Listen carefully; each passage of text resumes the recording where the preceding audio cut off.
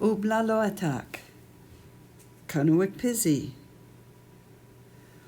We, the students of Brevig Mission, believe in treating others with the respect we would like to have, feeling each other's pain and caring when one of us is hurting, being thoughtful and knowing that others will return the favor, being honest and trustworthy, stopping ourselves and each other when we are being disrespectful, helping each other without being asked, practicing maturity to prepare ourselves for adulthood, and acting responsibly to keep ourselves away from trouble. We will be nice, we will be calm, and we will carry on. This morning, I wanted to talk to you about two different things.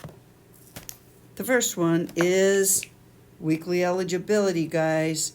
Weekly eligibility starts Friday with the hopes that we'll be traveling for basketball. I want to encourage you to do your eligibility every Friday. Now, the reason for that is there are 5 BSSD sites that are willing to travel and host ball games. It is possible that one of those sites might get a case of COVID and ask another village to go fill in for their travel. So we've got to be on the go and ready at any time to travel. Remember that your eligibility slips go in this basket right by the office. Turn them in every Friday. Turn them in every Friday. Turn them in every... Yes, and put them in the... Remember to put them in the... the basket. No matter what. If you have a sick teacher, if you have a teacher you cannot find, if you have a teacher that turned invisible, you'll still fill out your eligibility the best you can and put it in the box. That way, our athletic director, Corey, can collect them, see where things are at, and if we have to patch some holes up, we can do that on Monday. Let's say you're sick and you're not in school. You're unable to fill out your slip on Friday. Well, then by all means, do it first thing on Monday, get it turned in as soon as possible into the basket. The next thing I wanted to talk to you about is to give you some information about the vaccine. Now, one thing is very important here. I'm not going to tell you what to think about the vaccine, and I'm not going to tell you what to do about the vaccine. I'm going to give you information about the vaccine. I don't want to tell you what to believe. I don't want to tell you what to do. As an educator, it's my job to give you information and to help you think about what you think so you can make your own choices. Because nobody is going to force you to get the vaccine, but it's probably a pretty important thing for you to have information about and know about. Now, information on the vaccine can be scientific information, and it can be opinion information. I'm going to share some of the scientific information today, and you can feel free to look up some of the opinion information and compare and contrast the two of them. We're going to start with taking a look at what actually is in the vaccine.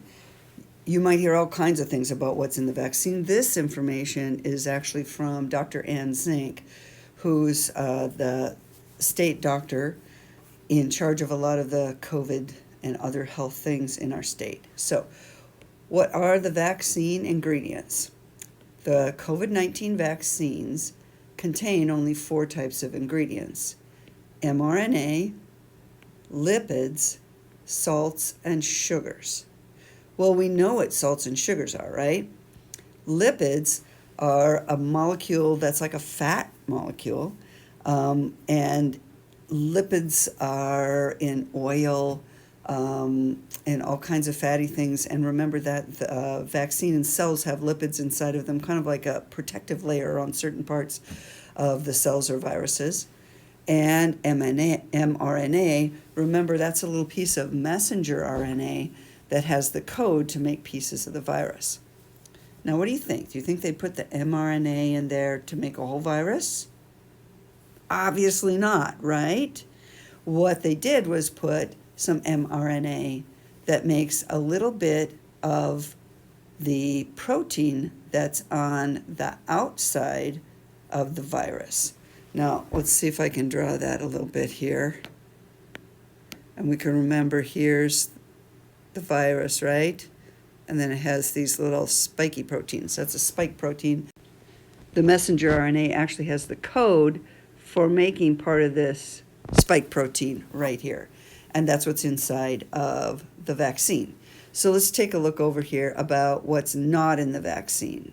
This vaccine doesn't contain any fetal material, doesn't have any DNA, no antibiotics, no eggs, no pork gelatin, no blood products, no microchips, no aluminum.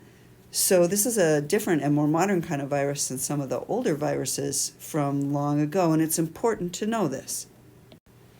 Okay, let's take a look at some of the facts about the vaccine. And we'll compare that to some of the myths about the vaccine. Myths are ideas, and we can compare them to what the science says. So, one of the myths is that the vaccine was rushed and it isn't safe. Actually, messenger RNA viruses have been in the works for years. This virus was sped up some to get produced fast, but researchers didn't really have to take any safety shortcuts. Large studies show that the vaccine is indeed safe. Another myth is that it's going to go in and change your DNA. Actually, it's impossible for the vaccine to change your DNA. Remember, the vaccine has a small piece of messenger RNA inside of it. Here's another one. It can give you COVID-19. Actually, it can't, because the vaccine doesn't contain a live virus strain or even the whole virus. Here's another one. It contains egg protein. Actually, as we just went over in the ingredients, it doesn't contain egg proteins, and it can be given to people who have egg allergies. Here's another one. It causes severe side effects. For most people, the vaccine causes mild side effects that resolve in a few days. I think you may have heard of people in town who got the second shot for the vaccine, and some of them felt kind of ill for a day or two, but it didn't last much more than that. Here's another one. It makes women infertile. Actually, there is no evidence that the vaccine causes infertility. I'd like to request that you guys come up with questions about the vaccine, and I'll try to look up some information or find some scientific pictures or diagrams to help everyone understand it better. I'd love to hear some of your questions. Now I have something interesting to show you, and this is a travel advisory for coming to Nome, Alaska. Listen to this, it's kind of interesting. For all travelers, including essential and emergency workers. If you're traveling to Nome, the following restrictions are in place to protect you and your neighbors. If you have been vaccinated twice, you need to test in Nome your first and seventh day with no quarantine.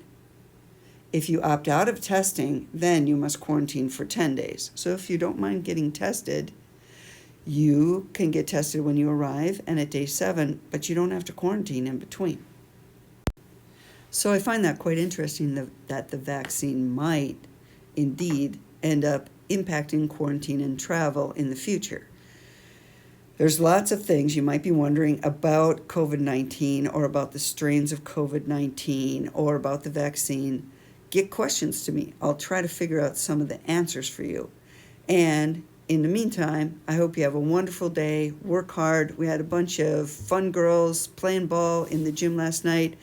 Guys, I challenge you to get together and make it to open gym and have a lot of fun together and enjoy yourselves. I hope you have a wonderful day.